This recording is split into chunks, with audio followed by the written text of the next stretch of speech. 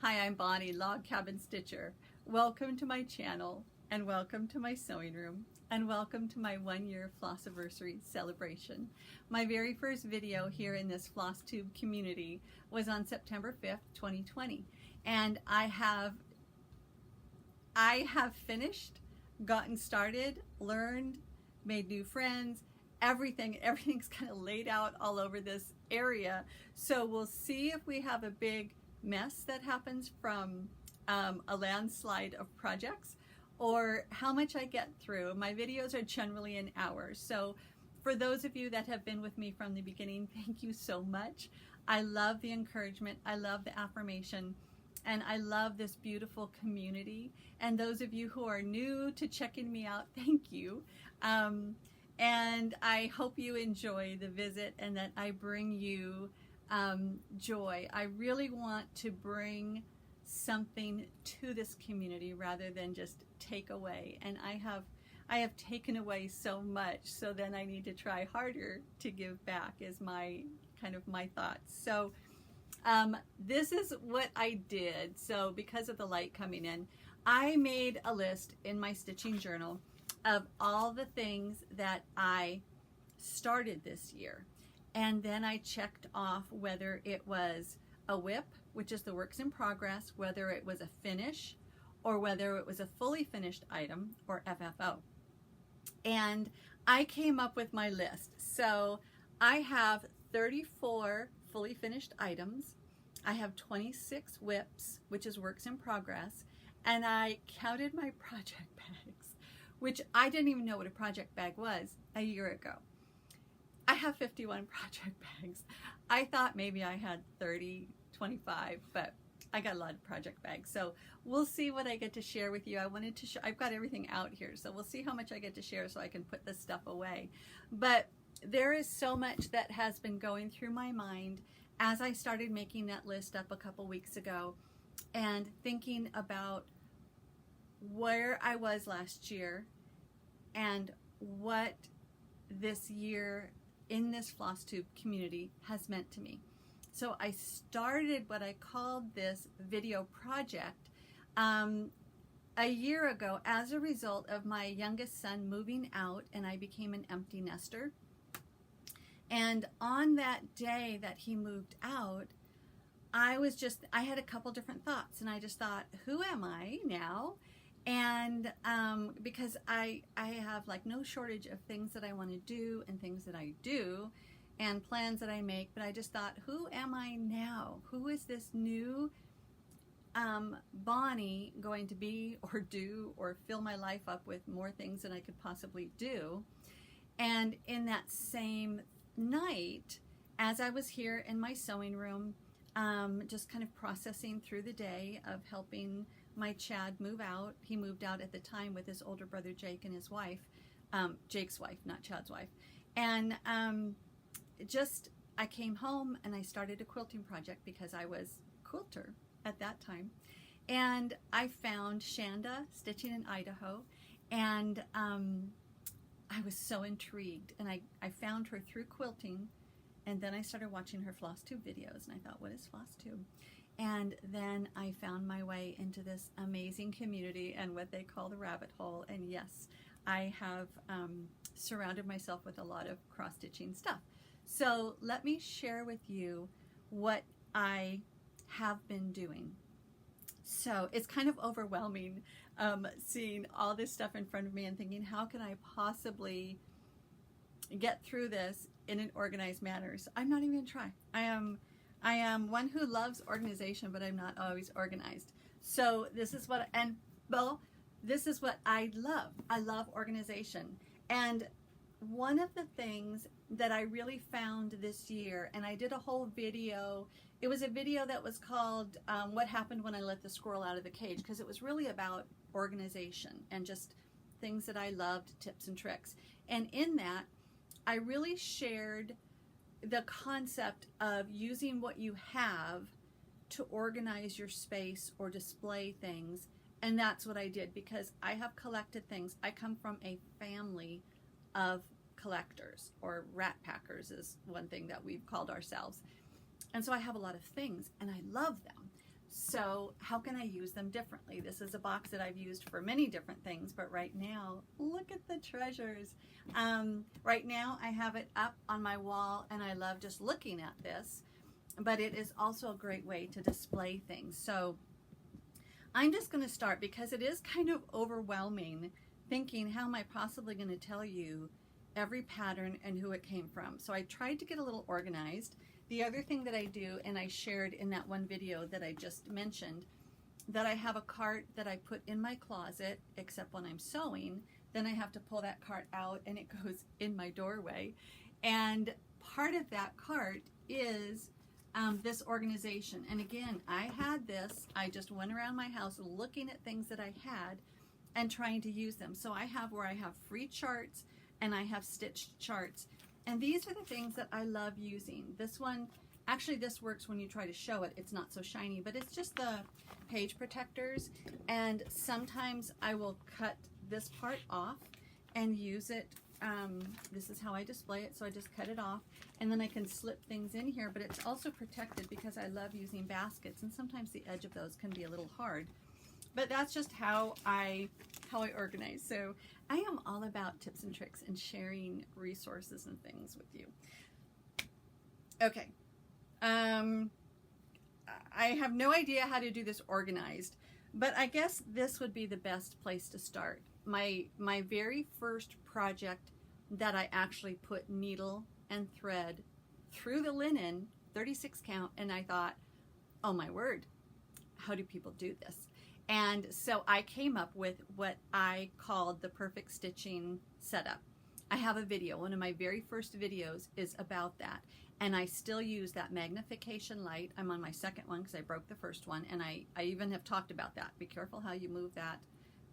Be careful how you adjust that magnification light on the top. And that whole lap stand I use and I love. And so that's what came about because I could not even see the holes on this 36 count. But this was my very first stitch. I did the handwork club. This is scattered seeds or scattered seed samplers, but this is Little Wren. And this was my first finish also. So I wanted to do, I do the one where instead of the slit on the back, I have the slit on the side. And I sew it up, and it was lumpy bumpy, and so the chenille works great to be able to hide that. This is one. Okay, Riley's on the bed, but Riley's my dog. We're gonna toss them over there. That is number one. And I was trying to think what's the process of how I stitched. We're not even gonna do that. We're just gonna share what we've got here. This one I finished that night, and it's called Give Thanks, and it's by Threadwork Primitives. And I love this one. So this is my second favorite fabric. So Lakeside Linen, I am finding, is truly my favorite over-dyed designer of linen so far. This one is Vintage Exemplar. And I generally stitch 36 count 1/2. Or if I do 32 count, I do 2/2. So sometimes I'll make a mistake and I'll say 1/1. Never done 1/1 yet. So Give Thanks. I love the colors. These are truly my colors and I love them. So this was, okay, so here we're going to throw everything off. This one is 1/2 on 32 count. This was my very first time of doing 32 count. So sometimes I like 1/2. Sometimes I do 2/2. We'll see. But you'll probably be able to tell when I give you the close-up. So there we go. What else do we have? We'll kind of do this in order maybe. This is Christmas by Country Rustic Primitives. It's amazing how these come back. I learned the coffee dyeing from my friend Christy at Daisy K's Primitives. She has a wonderful demonstration on coffee dyeing. And I found that I love this. So this was the 32 count, I believe, white Zweigart, and then I coffee dyed it. So loved it, loved how it turned out, and I have played around with it a lot to, and I'll show you the back too, to be able to come up with. It is kind of a very individual thing, but I do it where I get that brush like she talks about. I get that brush and I dip it into kind of the dregs and do it around the edge. This is Noel, also by Country Rustic Primitives. Now, if we do Christmas, we keep in the Christmas. This is actually my friend Christy, Daisy K's Primitives, has an Etsy shop. This was a super fun one that I did with Christy's design. I just used the thing that I did to change it was I used the Whisper thread that is it's like wool kind of. So it's just a thicker, fluffier thread. And so it really shows in real life, but it's not doing that so much right now, but this one. So I'm not going to do too many details because otherwise we'll be in here for hours, and I don't think either of us can handle that. So, oh, Christmas, Christmas, Christmas. Okay, oh no, here's another one. Now I progressed from pillows, and Vonna Pfeiffer is amazing, the Twisted Stitcher. That's where I learned many of the skills that I'm doing, and then practicing, and then trying different things. And then this is also a Christmas one that I just finished recently, and it is made into a pouch. And whenever I show my finishes, I give you lots and lots of details about each one. So I'm just gonna say, if you really want to see this finish, now what I'm trying to do is a thumbnail with the actual projects that I will be talking about. So when this baby is all the way done, look for it with this. I will share much more about it and how I did it and how it actually has body to keep that shape just with the stabilizer. But it was quite something, and this sat probably for 6 months because I was afraid to actually finish it. And now that I did, now I have that confidence. So this year has been a lot about gaining confidence. So that's a Christmas one that's finished. Then let's show you some more stuff. This again, Country Rustic Primitives. It's an Etsy shop with instant download. This is the Valentine. And again, with I think this may be 36 count white Zweigart, and with the coffee dyeing, because I have both 32 and 36 count now of the white. That way I can do the coffee dyeing. Then I'm just going to start pulling stuff out because there's no way I can try to be super organized. This one is Gobble. Now let's see, I think it may be Country Rustic Primitives, but now I'm going to have all my things here that I can look through. So I am not going to do show notes on all this stuff. So let's see, as I can look through here, maybe like this, where I can pull it up. Oh, here we go, Gobble. Actually, I do have a color chart. That was when I actually got that thing plugged in. Country Rustic Primitives. There we go. I love their style, and I have quite a few of their designs. So there we go. Then I did Independence Day, 4th of July, and I can tell just by picking these up, those were looser. I did looser stuffed ones, and then I wanted to try tightly stuffed. So these are more firm, tightly stuffed, and when I shared about the finishes, I really shared about how I did this and the tools that I used and why I adore. And I kept saying, I would use the word showcase, I don't know how many times, but it does. I'm a scrappy fabric collector and user, and so this was like my last piece of this fabric, and I think I have 2 that I did. So this was Pride and Glory Threadwork Primitives. Another one, I don't know if they do instant downloads, but I purchase a lot of their charts on Etsy. This one, I believe was a different designer, so this one is called Glory Be. And again, let's see if I can find that in here. Glory Be, Glory Be. I hope I have you in here. Nope, I don't. So I will have to put this one in the show notes, but it again was an instant download, and I want to say it's Primitive Stitchin. So not stitching, but Stitchin by Shelly with a last name that starts with an A. So if I forget, that's what this is. Or look for that video where that's on the very front. Okay, now Here's another pillow. So again, this was the night where I was doing them stuffed using the last piece of that favorite fabric. This one is Brer Rabbit by Lottie Daw, and I did it very different because I had seen one on Pinterest with a light background. So I have that conversion in the video that you'll see with this on the front finished. It was just a couple videos ago because it was where I have it titled like Gaining Lots of Confidence with my FFOs, and there will be all the details of that. These are some older ones. So I have two older projects. These are, unfortunately, the patterns have been discontinued, but they are by Brenda Gervais. These were old, what I would call UFOs, unfinished objects. That's what we call them in the quilting world. So these are both by Brenda Gervais.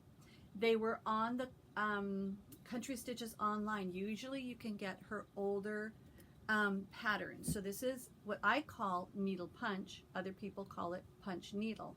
And these ones I did, so again, there's that fabric. I did fully finished items. And I did see them in here, so we'll see if I can get that out. Yes, this one, hopefully you can find it without spending tons of money on eBay because it is truly beautiful. So it is PN 192 Peace on Earth with Thy Needle and Thread. Then the other one I believe is Flag Girl. Let's see, I have done a lot of Brenda Gervais needle punch. With Thy Needle and Thread, Flag Day, PN 189, punch needle. See, she even calls it punch needle. So hopefully you can find those, because at the time when I did that finishing video, I thought they were available on that Country Stitches online. All right. Oh, almost done. Almost done. Not with the video. Almost done with that box. Okay, so I had done a video 2 days ago or 3 days ago, and I wasn't expecting to do it. And if you want to hear a lot of what I was sharing from my heart, that last FlossTube. So this is FlossTube 35. That would have been FlossTube 34. I shared a lot of my heart, and I also shared some of my finishes. So this is skills that I learned from Vanna on lacing.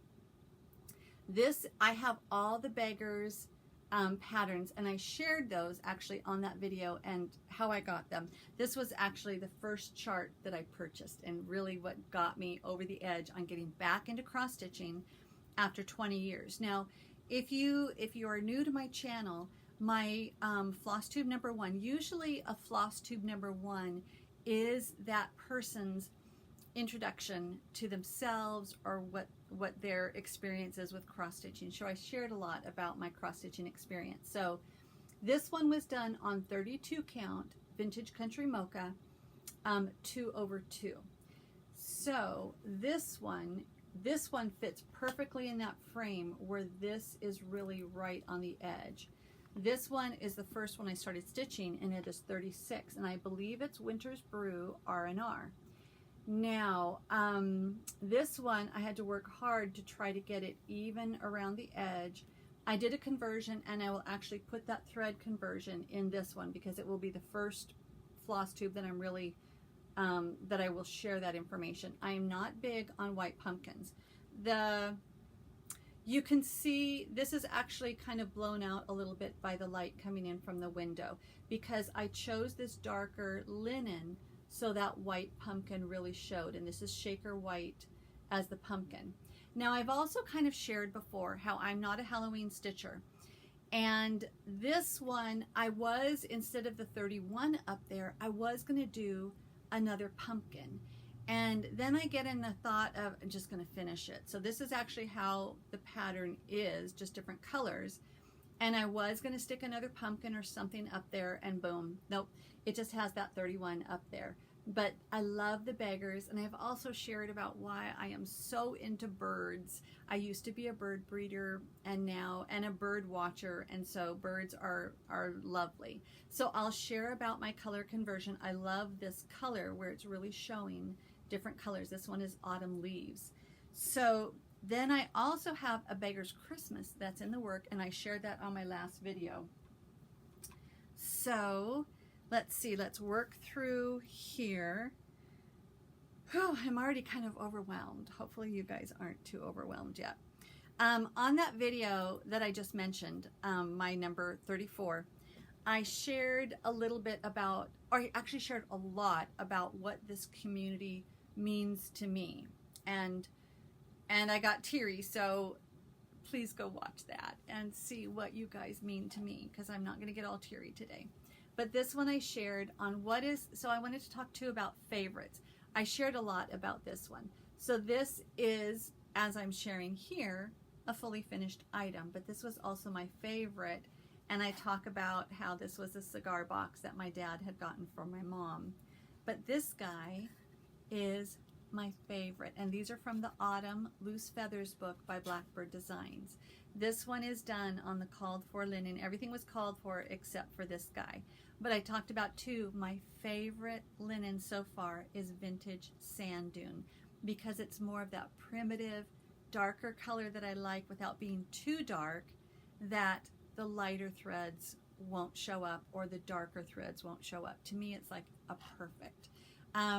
And it was just fun. I just did that on the bottom just to keep it so I could put things in there without the wood being there. So that is one of my favorite items, and I display it in a lot of different ways, but I love this. I love it. Let's put the stuff back in here. Then the other thing I want to share with you, this is kind of my collection of needle books. I had several needle books, one that I made, one that I inherited from my mom that my sister had made for her, and Riley chewed it up, but I fixed it. But I love needle books. I love collections. I've collected things all my life, and now I'm playing and making needle books. So the other thing, because I'm not a tutorial person, and so I joke around, I do tutorials, not tutorials, and they're not even really that much of sharing stuff. I'm just more talking about why I like to do what I'm doing. I've learned a lot of skills from both Vanna Pfeiffer and then this book called Stitched, Sewing Organizers by Aneela Hoey, Aneelahooey. I refer to this book a lot, and there is, I've made several things from here. There is her Needlebook Plus. Now, I probably changed it a little bit. I put real wool inside instead of the felted wool or the felt, but this was the first one that I made. So I like the darker fabrics. This is a Janet Nesbitt actually, and I made this, and I have a collection of wool, and so this is real wool, and I have little things that I love to do. Oh, it's upside down. In the pockets. So, and I've shared about all my little things that I stick in here in other videos. So, and in case you haven't noticed, this is alarming, taking the trash out, smashed my finger in between the trash cans. So there we go. That's my little beauty spot for right now. But this one I did pretty much according to those directions. Then of course I changed it, and I had a piece of fabric. See, it's just a little bit smaller, but I wanted to accommodate being able to do this fabric, and I made a couple as gifts. So this one just a little bit smaller, and using oh, I know why I really had to change it, because these were from Charm Packs. So again, I love little pockets, and I love wool. I have a big collection of wool, so I like to use the wool. Then this is another one that I made, and this one I know is called Folk Bird Needlebook by Not Forgotten Farm, Lori Brecklin. Now, I did not look at the directions before I started this on the linen, and I used to start my projects on the bottom left corner of that big piece of linen, and then I just would fold that linen until I did my project, and then I would cut it, because as a quilter, I treasure my fabric, and even though I have a whole closet and dresser full of fabric, I don't waste a single scrap if I can avoid it. So linen is even more expensive. So that's how I used to start. Now I start in the upper right hand corner, because I never know if I'm going to turn it into a needle book. So instead of, the book should have opened like this, but instead I had to figure out what I could do, and I made it open up because I had that big chunk of fabric. So this one is so fun, and I share a lot about all the details of that, but I love this one, and her pattern even had these darling, yep, I'm sure she had a pocket in there, but they had the darling eggs. So that is one folk bird needle book. And another one, let's see, oh, another one, this is a freebie, and this is Stone Street Stitchworks. This is a freebie called Sweetheart, right? I have that right up front. Yep, Sweetheart. So this one I turned into, the pattern showed, I've got it right here, the pattern showed red on a lightly tan background. But I had just gotten, this is Aztec Red by Weeks, and it is lovely. So I think this is Oatmeal by Gentle Arts, and I did it on the Aztec Red, and I just did it according to directions that I had for something else, and there's no way I'm going to be able to share all that information. This one, yep, this is my grungy. This is how I use them. I love these colonial, I think it's colonial needle. These are just the little suede or leather fingertip pads. That's how I do my stitching with applique and embroidery. So I share a lot about all the little details of those things, and then I use those until they don't stick anymore, and then I throw them away. But in the video that I did the other day, so FlossTube number 34, I shared about these wooden bowls and how I'm just using this and my little scissors that I got from my mom, and how this sits next to me right there, and I enjoy looking at it. And I really realize that I love tiny needle books, so I'm going to make some more. But it's just a fun way. We have so many, as stitchers, we have so many projects that we are making. I load stuff up on the walls in this room and in my office, but in the front room and kitchen, more minimalist. And so that's where I have to think, where am I going to put all this stuff? And so if I can make it into needle books, that's what I'm doing. And I'm going to show you my project bags. So let's see what else we have. Then one of the other first things that I did was start this project, and it's embroidery. And I shared it in that FlossTube video number 1 about my history from cross stitch to embroidery to quilting and to cross stitch. And in all that, I have been a gardener as well. And I do bead jewelry and a lot of other stuff too. So I just get saturated in different hobbies. This one is Love Poems by Calico Junction. Goodness, I can't believe I'm remembering all this stuff. And let's see, that was my phone. Okay, good. So this is, there goes my phone. This is an embroidery pattern that you can download, but then I used my skills that I learned from this needle book and just made it a bigger one. And I share a lot about this in one of my past videos. It's wide, and I share the details with the dimensions in that video. So I'm just going to share it right now. This wool, it's wool, but it's simply the pattern of this one and this one. So I share a lot of the details about this one, and I learned how to do this skill. Remember, this is my year of learning skills from Anila Hui's book.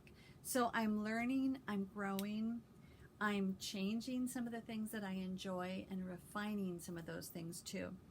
Then I was challenged I was encouraged by Lisa Primson Greenway to join her in a wool along, because I had shared my past finishes for my wool projects that I do. I do wool applique and I do fabric applique. And so Lisa just messaged me. She said, do you want to do a wool along hashtag wool along friends? And I said, yes. And so I had some time off, and I had it what I called my Maggie week with my favorite wool designer is Maggie Bononomy.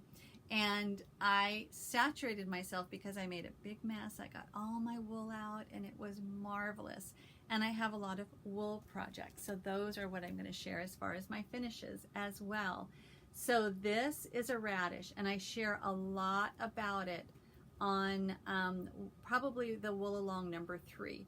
It is really a scissor holder, but that is my scissor keep. Then I turned this project, it was supposed to be a little pin keep, I turned it into a needle book. So this is, again, check out that Wool Along number 3, and you'll learn lots and lots of details about all the things that I do and the mistakes that I make along the way.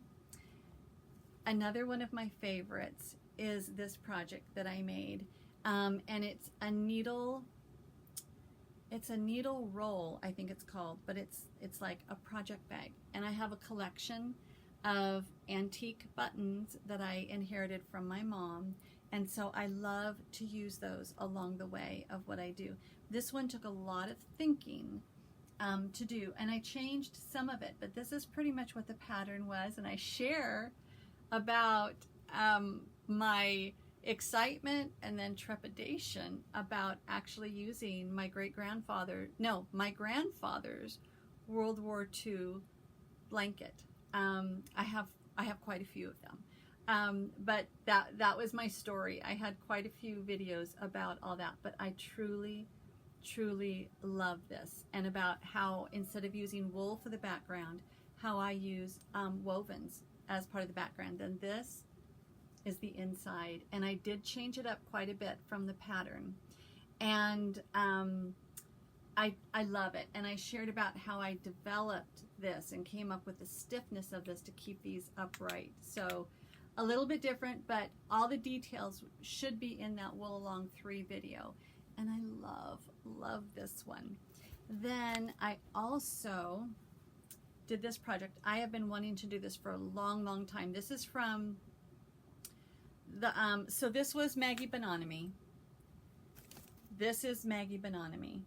This is from Needle Love, a Needle Love book, and the details are in that video, but I love this one, and I'm going to put a hanger on it so I can hang it from something, because I was displaying it sitting up like this, and it was that was losing its point because I didn't stuff it the way I could have, because I had no idea what I was going to do with it. Okay, one more thing out of the way. Good job, guys. Okay, now let's get this put away, this put away, this put away. Okay, now let me have a drink. Hang on a second.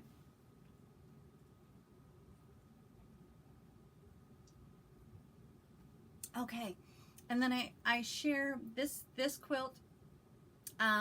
I done a whole quilting video about that, and that's the graphic of one of the videos. I will copy and paste the information on that one. This is a newer one that I did, and I'll talk about that in an upcoming quilting video, but it's from Joe's Little Favorites, the first book by Joe Morton. Now, half hour. Some of the other favorites, because I do want to put some of these things away.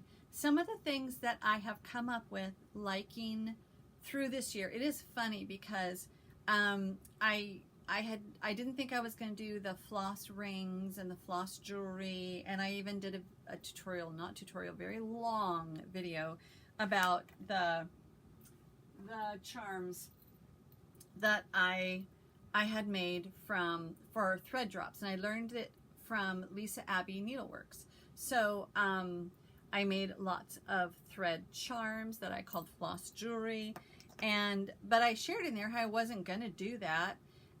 But as I developed all the projects that I was working on, I see great benefit to doing that.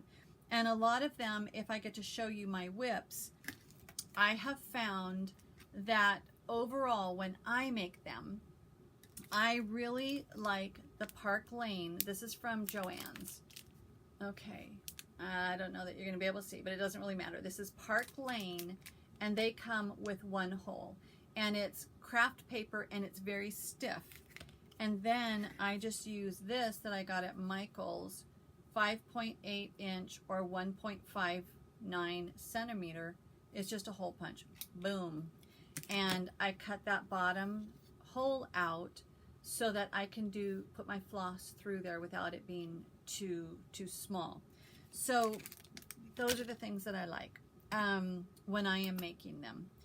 Then I like in my room, this is what I should show next so I can put things away.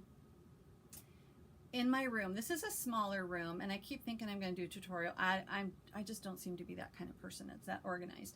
I have a lot of stuff in this room. I think I'm going to say it's like 9.5 by 12. It was a bedroom, and I have a lot of stuff in here, and so I really came up with a lot of unique ways to organize things. But I love just simply looking. I love my coffee is my thing. I love to sit down, look at my collections while I'm drinking my coffee, and I enjoy, even if I never use them, I enjoy the beauty of looking at them.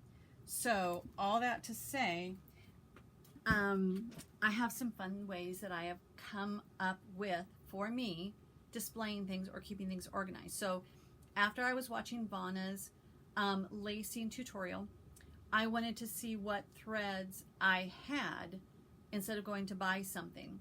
And I learned how to sew when I was 16. My first job was at a fabric store.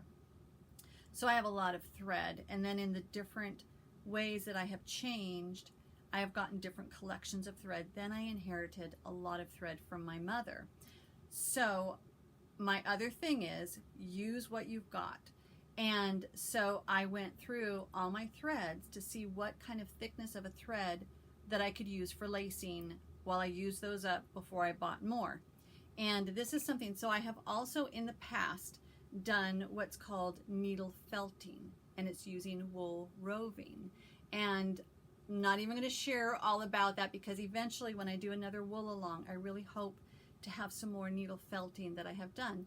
But at one time I have quite a few of these, and I turned them into jars. That's a piece of wool. I have my needles there, my bigger needles. Then I have just my collection of this. This is the thread that I'm using up for that lacing. And I like just looking at that because that's cute. So that's just a fun thing that I have.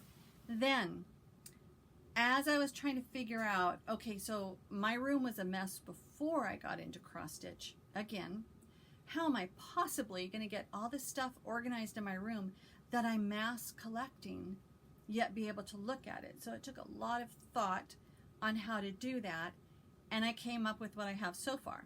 Now, I love and have always loved baskets and wicker baskets, and I'm called Log Cabin Stitcher, not only because I love the log cabin block, and this is the uneven log cabin block. That is the log cabin block.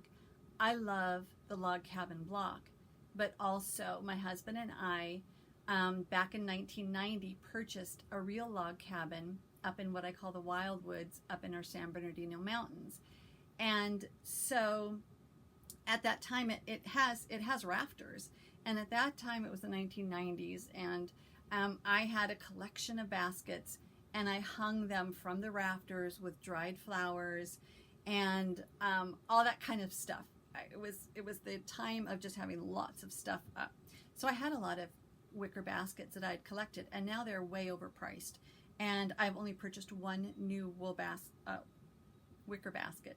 So I love wicker baskets. So I went around my house gathering all my wicker baskets, and they're all in here now, and then I threw all that stuff in plastic boxes.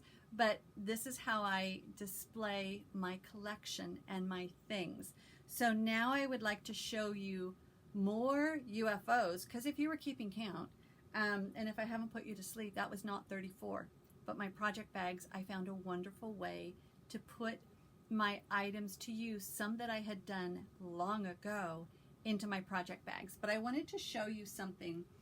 When I watched Lori Holt's video about her new sewing studio and how she used rolling carts, I went to JoAnne's, which is our big box store here in the United States, and I bought a rolling cart, and it was half price. But then I realized it was different than Lori Holt's, and it has a higher, so Lori Holt's is a lower one, and it does not have the handle on top. But this one is very, very sturdy too. So there's a lot of different rolling carts around, but it's the 3-tier cart. A lot of people have them. I'm going to lift it up so I can explain to you something else. So here we go. We'll see if I can do this without dropping something. So this one has a handle. This is my basket that I've had forever. And on the second tier, that's where I have my Aurifil 80 weight thread collection, which I've talked about in another FlossTube where I talked about my Aurifil threads. And then I have all my needle books laying right next to that so I can see those, and then I have some of those jars with the needle felting on top of it. The bottom row, I'll tell you in a minute what's on that bottom row. So if you think, when I sit here, this cart is usually right in front of me, right below the window, and I look at all those things and it makes me happy. So knowing that, again, this is that cool cart, and I love dark stuff, so that's why I have the one that's ash. Then this is the basket that fits perfectly inside that cart, and whew, that's good. So now I can show that to you. I'm going to show you my project bags, but I also wanted to show you this. And when I had done that FlossTube a couple times ago where I showed all the confidence that I was gaining with my FFOs, I showed this box. It was one that I had gotten it as a prize in my quilt guild, but someone asked, where is it from? This was a sticker. I ordered some of the finishing supplies from Lady Doc Creates. This was just her sticker, and I just peeled it off and I put it on here.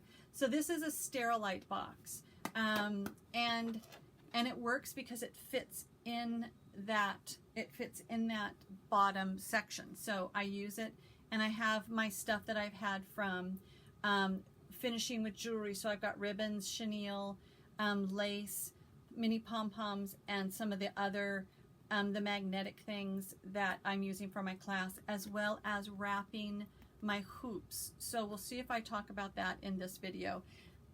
But I have that in the bottom, and then this box makes me happy. I've had this box for years. So these are the paper covered boxes that you can get at the big box stores, JoAnne's or Michael's. Now most of them now are brights and moderns. I'm not bright or modern. I like this old stuff. So I've had this baby, I don't know, 5-10 years. I don't know, but I finally found the perfect use for it. It has air that can get in and out. So it is not in a plastic box.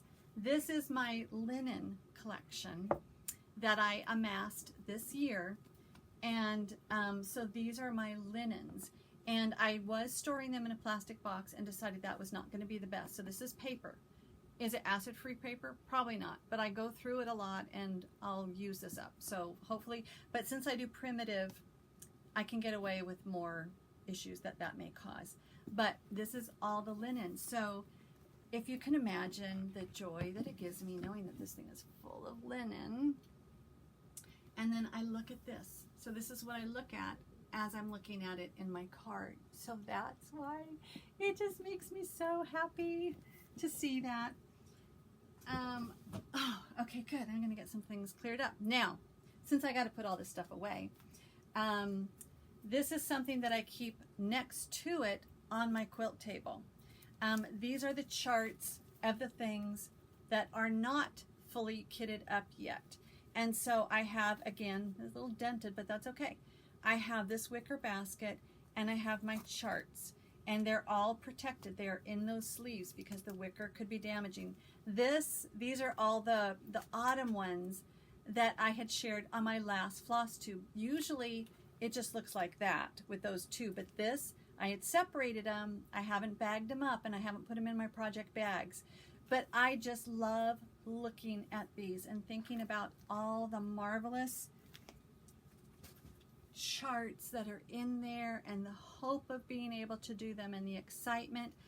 I get so much joy out of gathering, planning, putting things together, and starting. The finishing, that's another matter.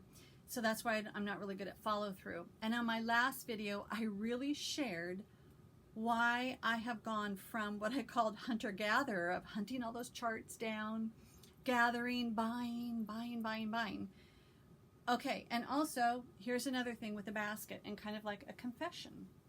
This is my overdyed well, 2 of these are overdyed floss, 1 of them is DMC. This is how I do, and this is on the cart that's usually in my closet. And I can just reach in, I love these because I can just reach in, grab it, and I've got them color coordinated. It also keeps them clean because I live right by a freeway in Southern California, and there's too many people here, and it's dusty, and so that way it keeps it clean because I love having my window open. But that's, and I've shared, so again, the videos that I have done, I think it's number 3 and number 4, I share a lot about my perfect stitching setup and my floss organization. So a lot of information in there. So in the last video, I'm trying to wrap things up and refer you, if you want to know more, to where I talked about that. The last video that I did, number 34, I really shared about why I am now going into, and I work on calls, so I gotta check. Okay.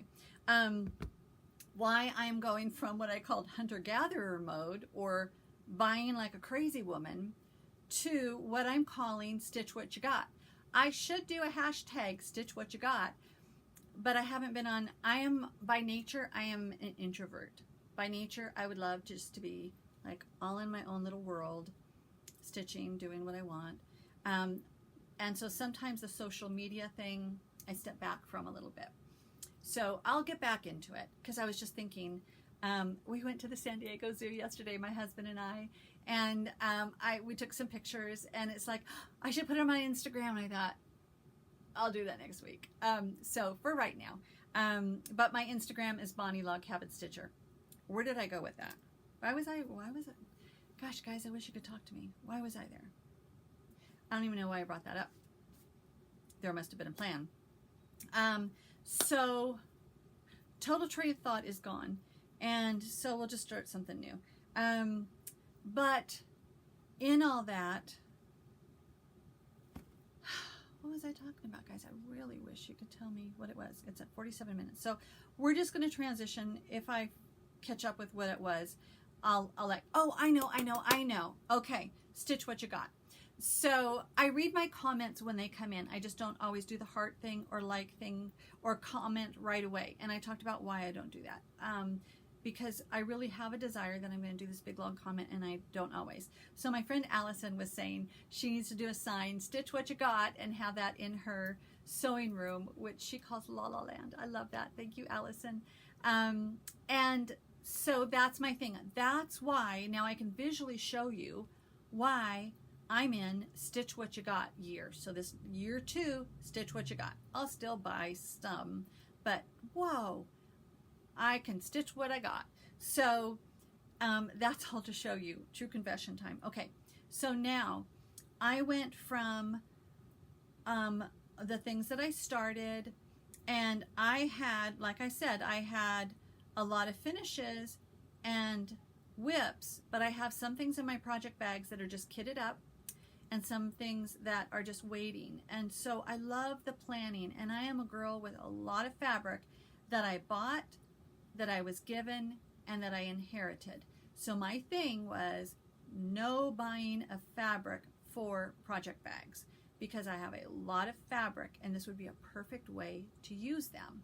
So that's what I did. So in my project bag, I went from Ziploc bags, that was my thing. Ziploc bags were just fine. And then I thought, oh, project bags are so cool.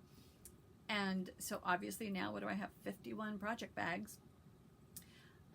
Here's my progression. So I have a playlist, and on the very top of the playlist that says project bags and something by others. The very first one is Jen's Crafts, and that's how I learned how to make the vinyl bags. Then Celeste Creates taught me how to make a zip top bag. And then using that skill and some information that I gathered in Stitched sewing organizers on how to make a flange, that's how I started all the project bags. So I see what it's already at 50 minutes, so I'm just going to show you the project bags. I will maybe do a whole whip parade with what I've got, or maybe not, because I know when I did one at the very first of the year with me with little sparkly things on my head, I showed you a lot of what is still in those bags, and that alone could take like an hour. So I'm just going to show you all of my project bags because I love them. They are what I call instant gratification, because instead of making a quilt that takes forever because I don't finish it, now I got fiber up my nose, it's instant gratification. I love matching. I love putting things together. I get my zippers at Zip It Zippers on Etsy. That was a place that I got. And then I have a video on project bags where I kind of just share the tips on the way I always, it's like, what do I say? I didn't tell you, I just told you measurements of ones that I like and what interfacing that I like. So let's just say that. So I just want to show you my project bags because they give me great joy, because again, it's a collection. We really don't need project bags. We want project bags, and they're lovely. So this was my very first top zip one. This was my very first vinyl one. A lot of the fabric that I inherited from my mom or gifted by my sister are not ones that I would necessarily put in a quilt. So these are ones that you can really, I'm going to use that word, showcase a fabric, and it's gorgeous. And then I love to match what's on the inside. I'm not going to open all these up. That's on the inside. So I learned how to do the vinyl, and again, I share all that information in that other, hop over there in that other video, but 16 gauge vinyl I think is what I use. So these are pretty much my beginning of my project bags. So here we go with a parade of 51, oh actually 52 because one was a gift. These give me great joy. So that was my first one with the top zip, I think. This was probably one of my second ones, and I will show you the inside because that's part of the matchy-matchy thing. So, and then I did the flange, but this one is not as stiff, but I have my Hardwick Manor hoops. I do wrap them, and I shared about that, but I learned about that from Yonder Ways. Her name always escapes me when I have to think of it, but search Yonder Ways, how to wrap a hoop. So I have that collection in there. That's another one of my bags. Then I'm just going to show you as they are stacked here because I'm going to have to put them away. This is another one of my my finishes. This had been from, this was on its third one. This one, Camelot Rose by From the Heart, Needle Art maybe. This one didn't quite work out because I didn't do something right. And so this I put on this, and this pocket was going to go on another project, and instead it went on this, and the antique button I really have with a snap. But I can't, I'm already tired. But this is an older collection of fig tree fabrics. Oh, I better zip them back up, otherwise they're going to dump. Here is another one. This is Baby's Alphabet, a freebie on Pinterest from Sheepish Designs. And I talk a lot about how that became so primatized. But this one, what's on the inside? And I'm learning how to do my zippers a little bit better so they don't get hung up. This one I really, really love. And again, I'm not going to show you what's inside all those bags, but I do love to match the project with the bag.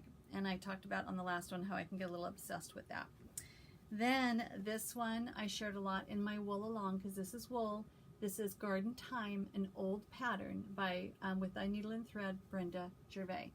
Several projects inside, and that is the inside. Then another one that I finished. This is again Primitive Stitchin, S-T-I, no G at the end, by Shelly something. So that's Key to My Heart, and I put it on there, and so this is the project, and the inside, see, it matches beautifully. I am a scrappy quilter, so I have a lot of smaller pieces of fabric. Some of them are only big enough that I can do the vinyl fabric project bag. But if I have more fabric, then I can do it where it is a front and a back. This was a UFO that I did, orphan blocks from my mom. She's the one that taught me to love and do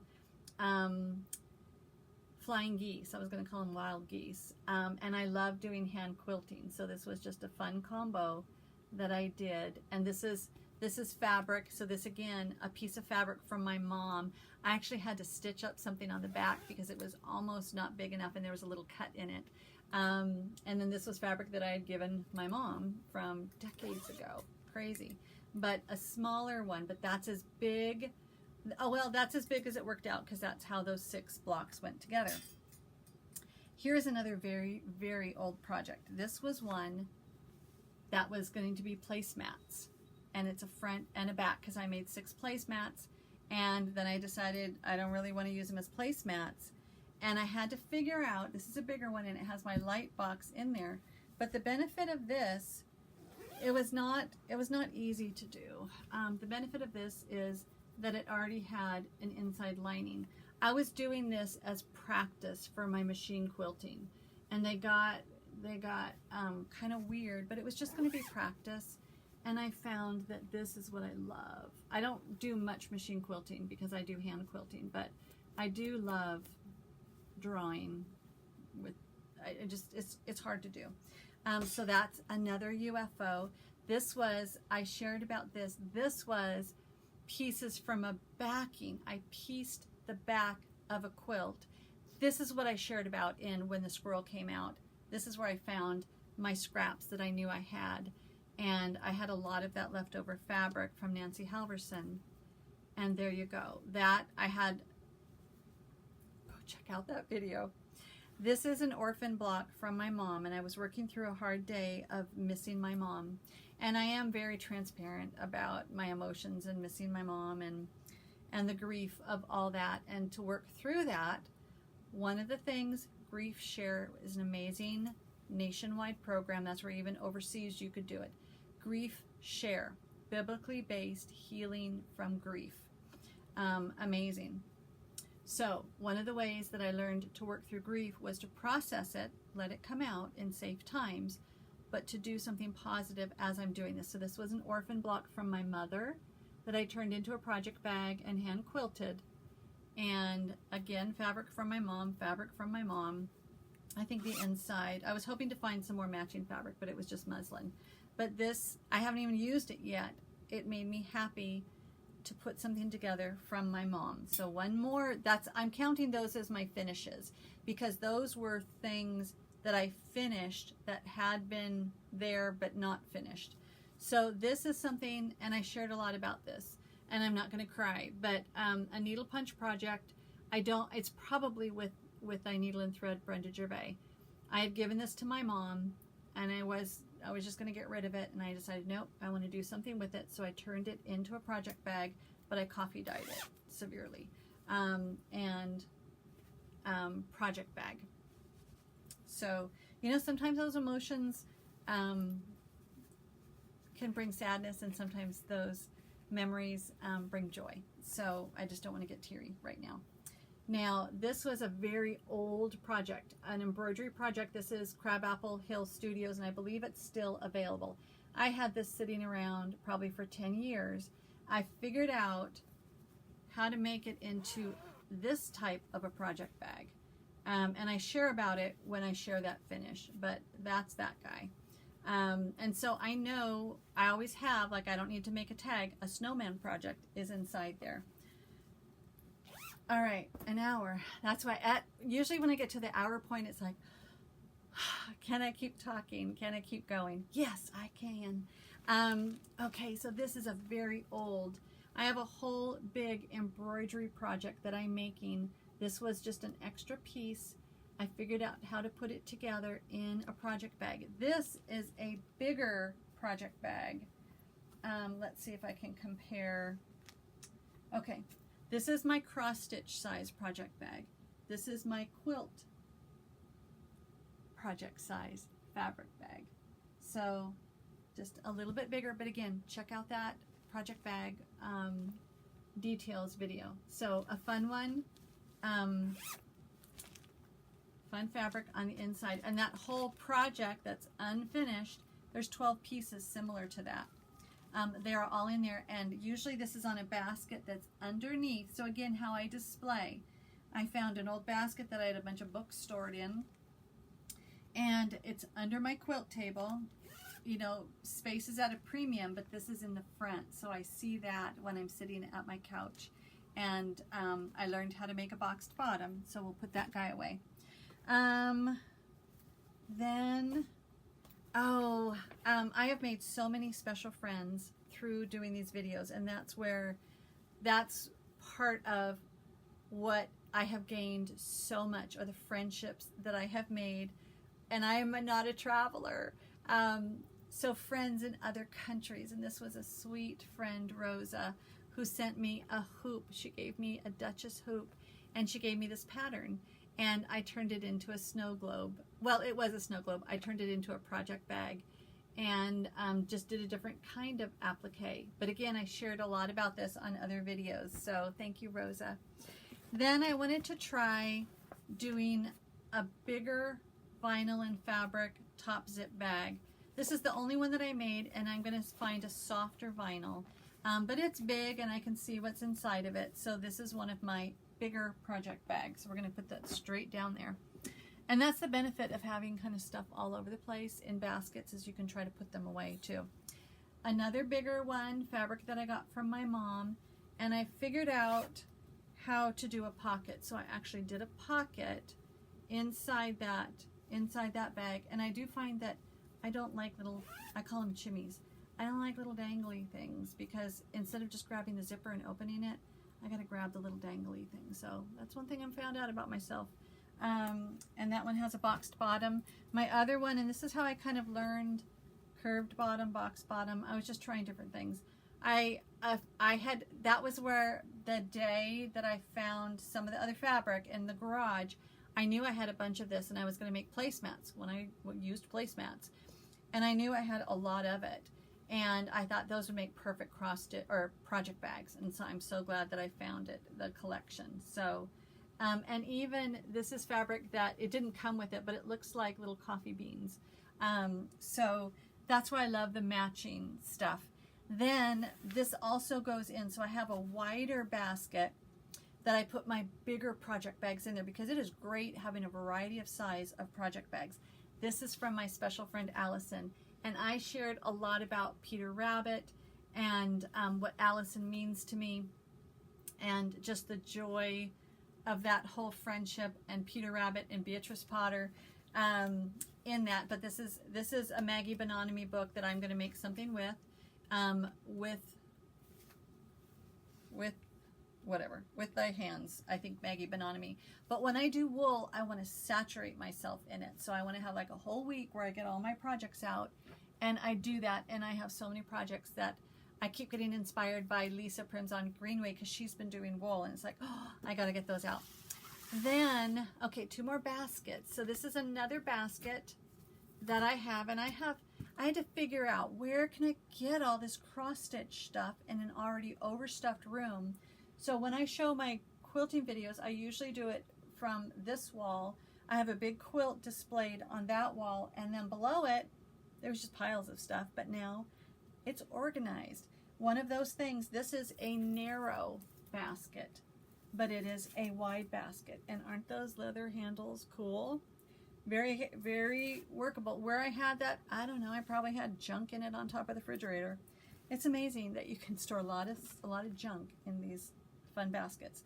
So this sits over there, and it sits very organized. So this very large guy is too big for any of my baskets, so he sits behind the basket, and between the wall and the basket. And then these are my project bags. So again, this stitched book is how, and I just changed the size a little bit, but it's a twofer, and it was open, because I showed that on the video number 34. Oh, I know, one of my finishes, I shared it on there. Christmas cactus, the oval frame. Darn it. I think I have it in there because it's hanging on the wall. Okay, so that's the Deck the Halls project. So we're just going to keep going. This is a double project bag. Love it. And that's how I learned how to do this tab. So that's a fun one. I will be making more, and I needed to make it a little bit wider. This is another project bag. This has 2 projects going on the same linen, but they have to do with fall. I love acorns. I love pine trees, because of the log cabin is in our woodlands, and we've got both of those. This was a smaller one, so this was that, but the one thing I don't like is where they fold over. That's why I like the top zip ones a lot. It folds over, but I can get over that because now I have so many that I can't just lay them flat generally. So this is a smaller one, and this was just simply using a neat piece of fabric on the inside. Here's another one from that coffee fabric. You can kind of see it, but I try to match the project with the bag. Here's one, such a beautiful stitching community. Kathy B, sweet email friend and commenter, and I had shared how I had to clean and go through everything because I lost a chart, or maybe it was never in the chart that I purchased. But a friend of mine, Kathy, is loaning me a chart, and I need to get moving on this. But I had lost the chart to Oh Christmas Tree when I was doing one of my whip parades. But see, Oh Christmas Tree and Pine Tree fabric. Isn't that cool? I know some of you are thinking, oh, that is so cool. And others are like, get over it. No, I don't think many of you would say that. Here is another one. So in that last video that I did, this is a new project that I have, and it's in Kathy Schmidt's fabric. I love it. This is my last piece, and the light's coming in now. Oh my word, it's almost 4 o'clock. Do I have any work today? No. Okay. This is a new project that I got, and this is my last piece.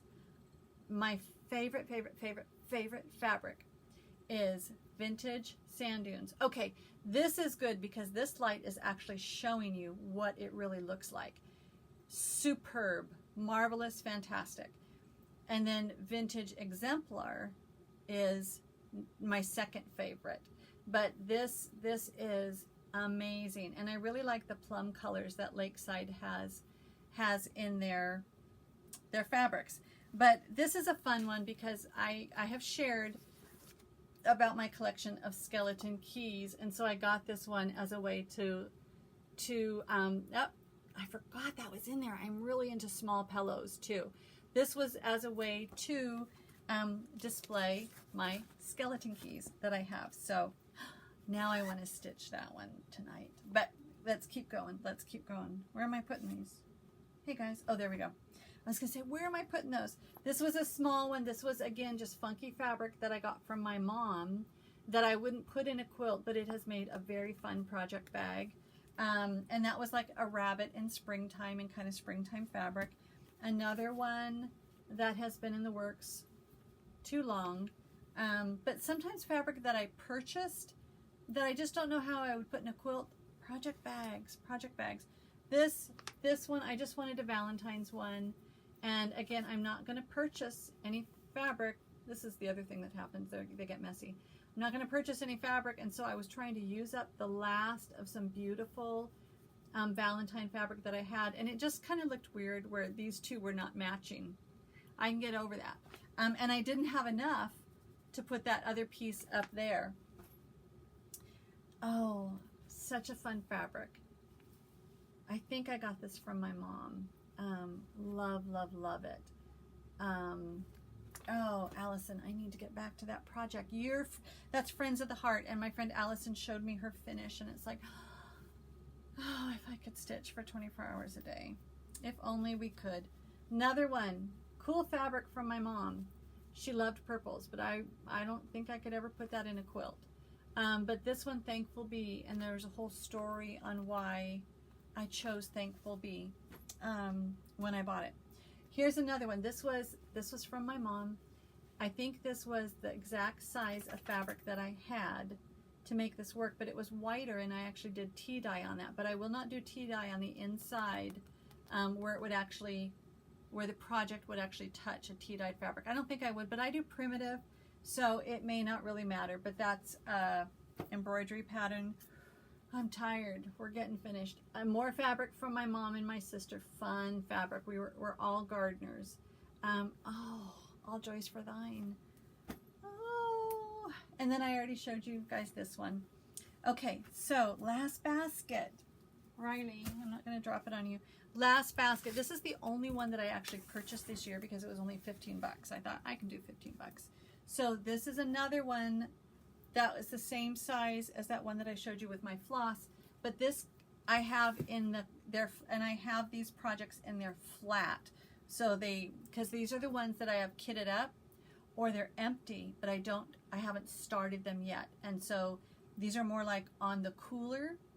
And so that way they're not going to get all bent and weird. So these are flat, but I shared about this one. This one is Beggar's Luck. And I shared about this on my last video. But just another one from my mom. Oh, I can actually put that here now. Okay, and this one I shared, this was a recent one that I made. But the fun thing is, the cool thing about the vinyl is you can see what's inside, but do not just leave the pattern touching the vinyl or it will transfer. This is a pattern that's in that sleeve. That's why the sleeve works. Okay, this one is a funky fabric. Isn't that funky? I love that color. But kitting up, needing to get going. It's that Christmas garden one that so many people have done. More fabric from Fig Tree, and a project that's all ready to go, but it matches. Christmas one, Christmas fabric, Christmas project. These are the fabrics that I would really use in a quilt. So this one is a Christmas one. I don't have a lot of Christmas fabric that I have left over, big enough pieces to make project bags in. And again, not buying any, don't need any fabric. So I'm just choosing colors that might work. Okay, so this was so fun in that I love that fabric. And this was the last scrap I had, and I thought, well, how big of a project bag can I make? And I was going to make like a little matching tiny bag and needle book for each project bag, but at 51, there's no way I can. But this is a great one. Usually, you can probably see over in that corner, I have a plastic box with my hoops and my little accoutrements that I use for my stitching, and this actually sits in that one. But see, love that fabric. And these are empties, but just so sweet. And thank you for sharing in this. It feels funny. It's like, oh gosh, if you're still with me, you're still stitching and watching and drinking your tea or coffee or whatever. But cross stitch fabric, one from my mom. The cool thing about project bags, again, is it is truly a way to showcase fabric. This was a fat quarter that I had from my mom, and just a perfect way to be able to enjoy it and to look at it. And this is another fall one that I use. And I had originally bought brighter fabric, and I thought, I'm not going to put that in a quilt, but perfect for that. Then one that matches one of my other big zip top bags that goes on the inside. So that's it. Whew, that's it, which is good because I am sweaty and I am hot. We don't have central air, so I have a fan going, the sun hitting me, and light is a changing. So let's get this out of the way, see what else I want to share, because I'm not done. I'm not done. So my heart that I shared a lot about what my floss tubes have come to mean to me, what I want to get out of them, what I value about them is in that last video. And it's you. It's you guys commenting. My love language, and I've talked about love language. I think that was one, I was trying to think, when did I talk about that one? I think that was in the quilt one where it was like my mom's quilts and why I value them. But love languages, I know my love language, how I feel loved, words of affirmation, and acts of service. And my husband knows that, and that's why he does so many handyman things for me around the house. We were just talking about, oh my word, all the things that we have done. Words of affirmation. So when you guys comment, even if I never get the little heart there, I have read it. And sometimes I cry. Sometimes that's the first thing I check in the morning is I look at my comments, even before my cup of coffee now. Those comments are my gift from you to me, what I want to bring to this community. There is a guy that I used to learn a lot from. His name is Jim Rohn, and I was trying to think. I wanted to find that saying, but he talked about value and what value can you bring to the marketplace. And so I think about that a lot. What can I bring to a situation? Either a client that I'm working with, my prayer is that I can be a blessing.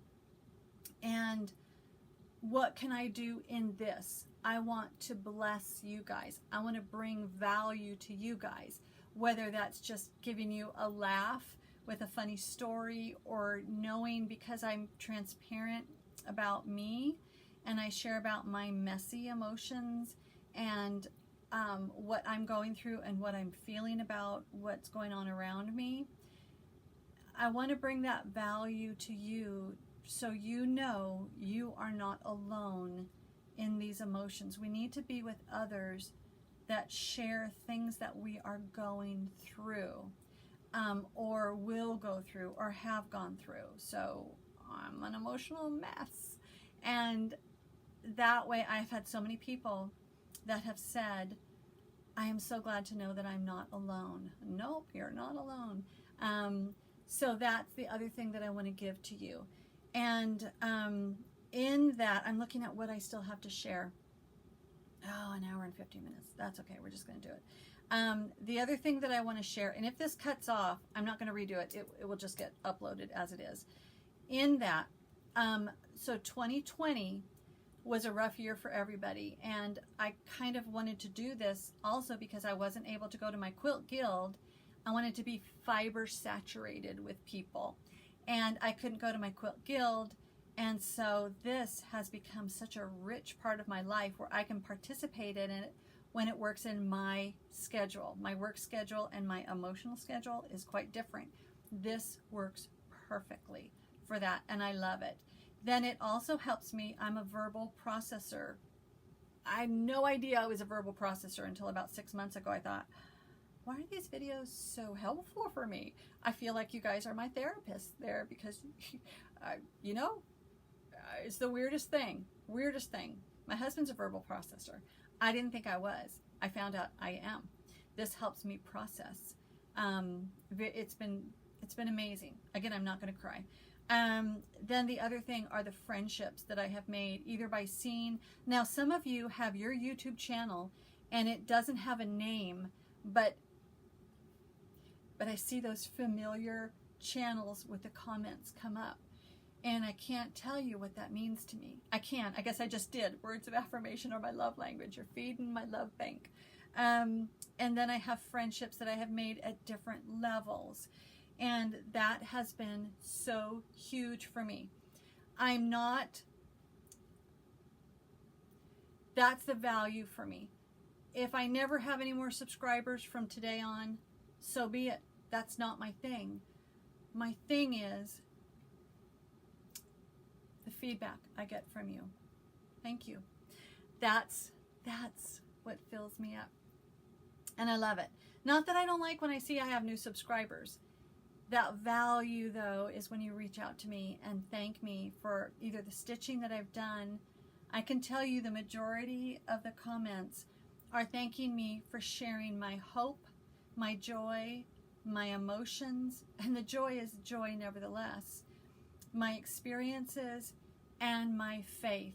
I am a Christ follower, and so I close out the videos sharing my faith journey. I call it the good stuff.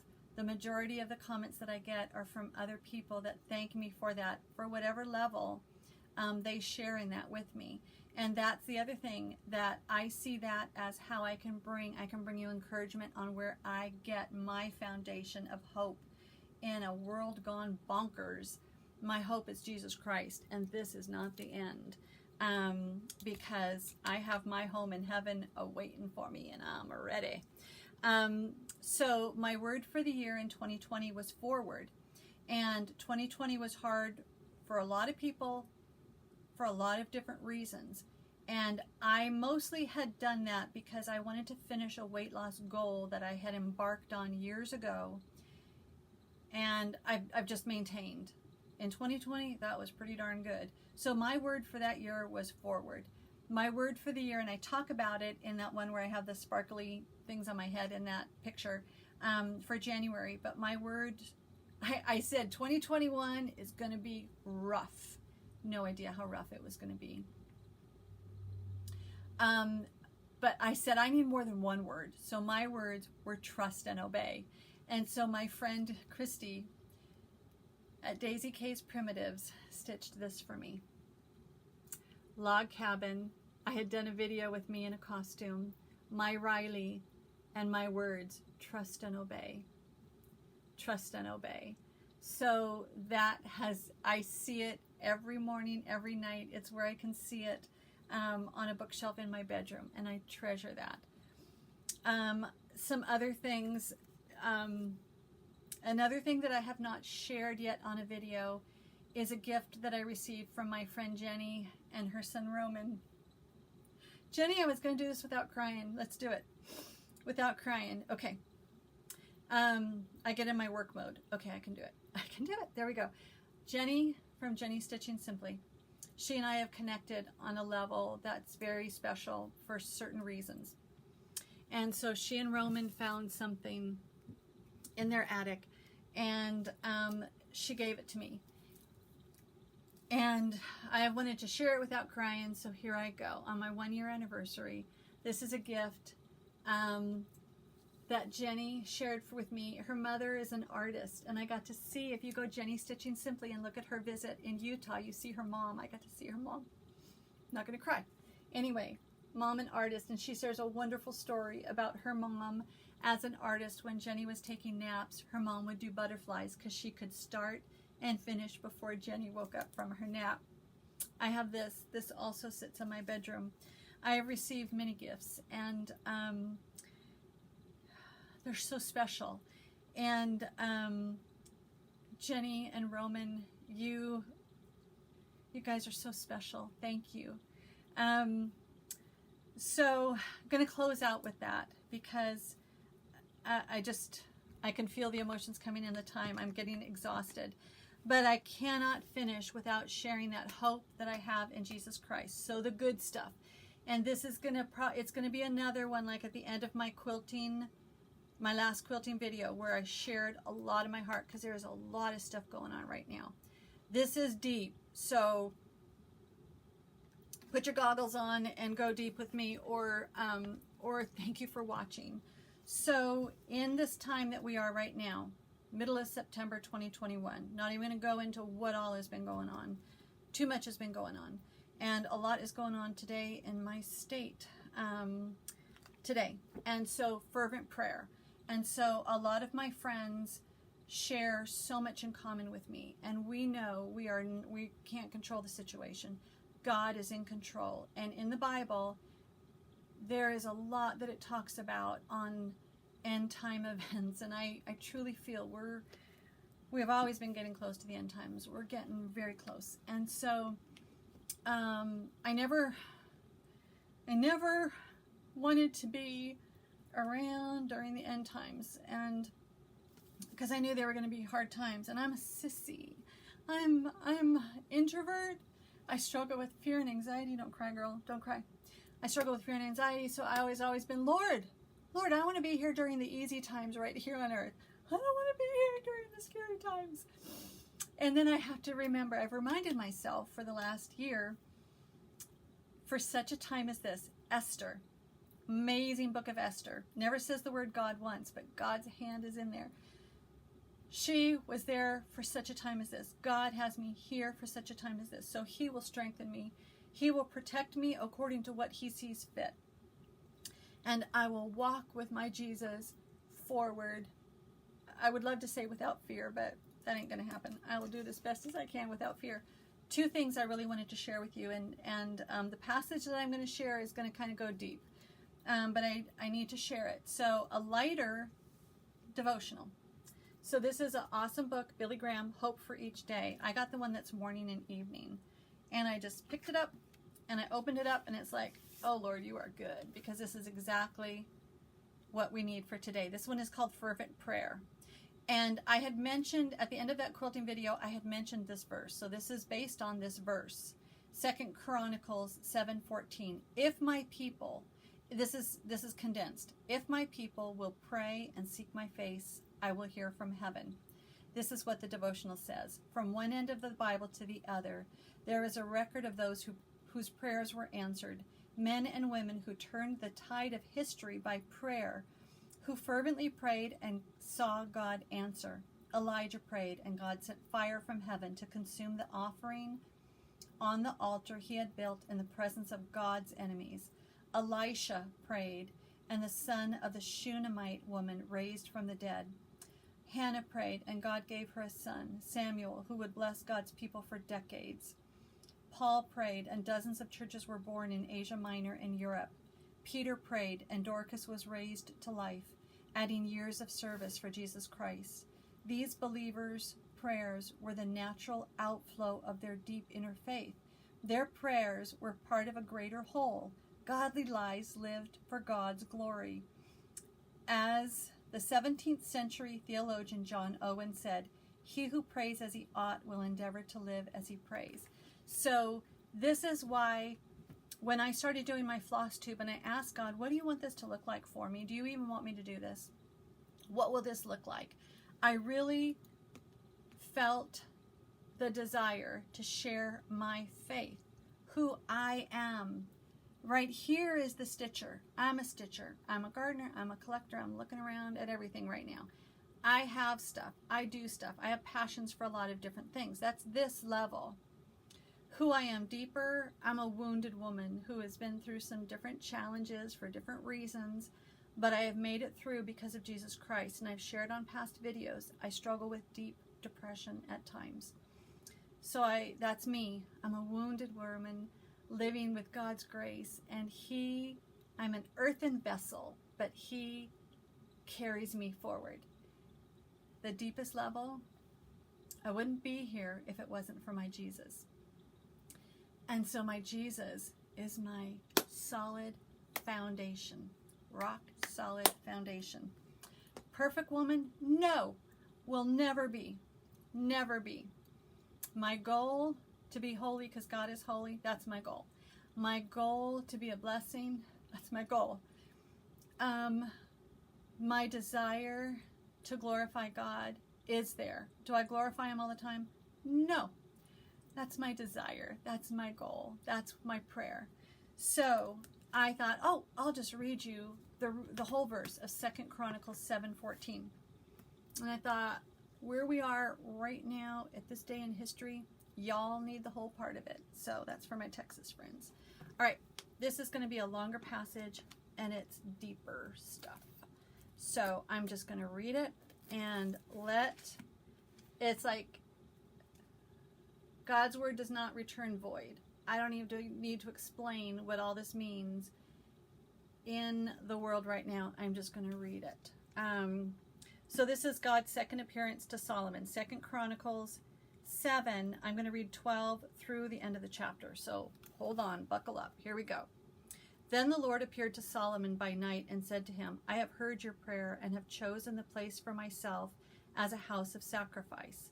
When I shut up heaven and there was no rain, or command the locust to devour the land, or send pestilence among my people, if my people who are called by my name will humble themselves and pray and seek my face and turn from their wicked ways, then I will hear from heaven and will forgive their sin and heal their land.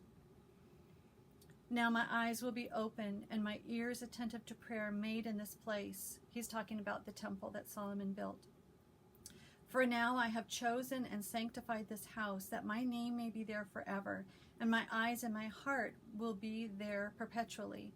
As for you, if you walk before me as your father David walked, and do according to all that I have commanded you, and if you keep my statutes and my judgments, then I will establish the throne of your kingdom, as I covenanted with David your father, saying, you shall not fail to have a man as a ruler in Israel. But if you turn away and forsake my statutes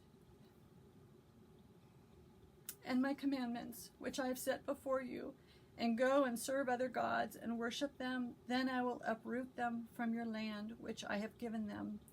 And this house which I have sanctified for my name I will cast out of your sight, and will make it a proverb and a byword among all peoples. And as for this house which is exalted, everyone who passes it will be astonished and say, what has the Lord done thus to this land and this house? Then they will answer, because they forsook the Lord God of their fathers, who brought them out of the land of Egypt and embraced other gods and worshipped them and served them, and therefore he has brought all this calamity on them.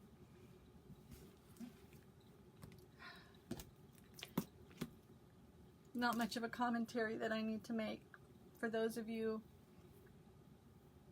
who see what's happening here in our nation and in our world, and that our nation, which was founded on biblical principles, God has been thrown out by some in authority, but not by all of the people. So if we humble ourselves and we pray, God will hear from us and answer our prayers. Doesn't mean it's the answer that we want. Not a bit. It is the answer of what he has chosen for us. He loves us. He sees the sparrow when it falls. He sees us when we fall. He saw my mom when she suffered and she passed away, and we suffered with her. He saw that. He strengthened me. He strengthened my dad. She's in heaven with him. That's the big picture. Where are we going to spend eternity? And that's the big picture. And that's what my friends and I really encourage each other with. So an hour and a half. This is the longest one, I think. Thank you guys for sticking with me. I'm looking at my flag out there at half-mast because of the service people who died in Afghanistan, and my heart breaks for this whole situation. But I will keep serving my God, who I know sees all this. But I will just keep serving my God, and I will thank you for being part of this with me, even at this deep, deep level. Thank you, guys. I love you. God bless you. And may I and may you choose joy nevertheless. Thank you.